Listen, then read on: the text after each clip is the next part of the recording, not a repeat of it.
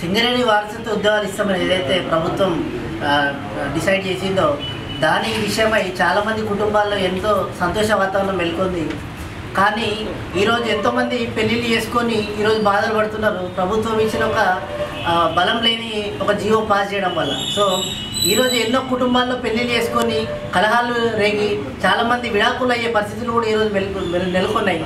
So ప్రభుత్వం ఏదైనా కూడా మేధావులతోని ఒక మేధావి వర్గంతో ఏదైనా ఆలోచన చేసి ఒక జీవోని ప్రజల్లోకి తీసుకురావాలి తప్ప ఏదో ఇష్టం వచ్చిన జీవోని మార్కెట్లోకి తీసుకొస్తే అది ఒక తప్పులదరగా భావించడం జరుగుతుంది ఈరోజు. సో యూనియన్స్ మేము డిమాండ్ చేసేది ఒకటే, వారసత్వం వచ్చినప్పుడేమో మేమందరం కలిసి మేము ఇచ్చినాం డబ్బు కొట్టుకుంటూ తిరిగిండ్రు.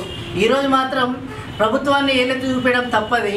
ఎందుకంటే మేము ఎన్నుకున్నది యూనియన్స్ని మీరు అండగా నిల్చోవాలని, అంతేగాని ప్రభుత్వం ఏం చెప్తే మీరు గంగిరెద్దులాగా తలా మేము మిమ్మల్ని ఎన్నుకోలేదు. సో కార్మికులకు అండగా ఉండి కార్మికులకు తోడుండి మీరు కార్మికుల కోసం మీరు ఎప్పుడు పోరాడాలనేది మేము కోరుకుంటున్నాం తప్ప ఇలాంటివి మీరు ఏదో వాళ్ళు జీవో తీసుకురాగానే మీరు దాన్ని ముందుకు తీసుకెళ్ళి ఇలాంటివి చేయొద్దని మేము కోరుకుంటున్నాం. ముఖ్యంగా మీకు తెలియాల్సింది ఏంటంటే ఈరోజు కుటుంబాల్లో ఏదైతే బాధ నెలకొండి చాలామంది గుండెపోటు చనిపోవడం జరిగింది.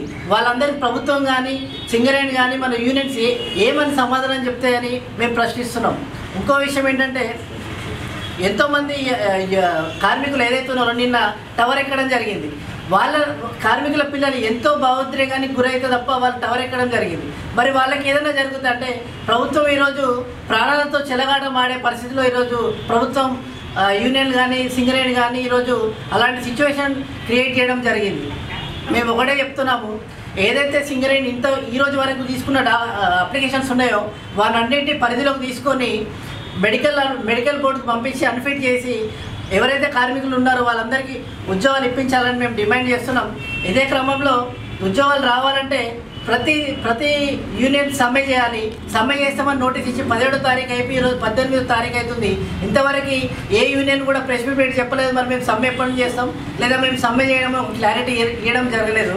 సో మేము అంటున్నాం, రేపు పొద్దున మీరు సమ్మె చేయకపోతే ఏ మైండ్ మీద మేము రాకుండా అడ్డుకుంటాం. మీకు రేపు పొద్దున యూనియన్కి ఎక్కడ కూడా పుట్టగతులు లేకుండా చేస్తాం. మైళ్ళ మీదకి అడుగు పెట్టనీయమని మేము కార్మిక సంఘాన్ని మేము హెచ్చరిస్తున్నాం. కార్మిక వారసుల దగ్గర నుంచి కార్మికుల నుంచి మేము మిమ్మల్ని ప్రతి చోట అడ్డుకుంటాం, మిమ్మల్ని బయట తిరగనీయమని మేము హెచ్చరిస్తున్నాం.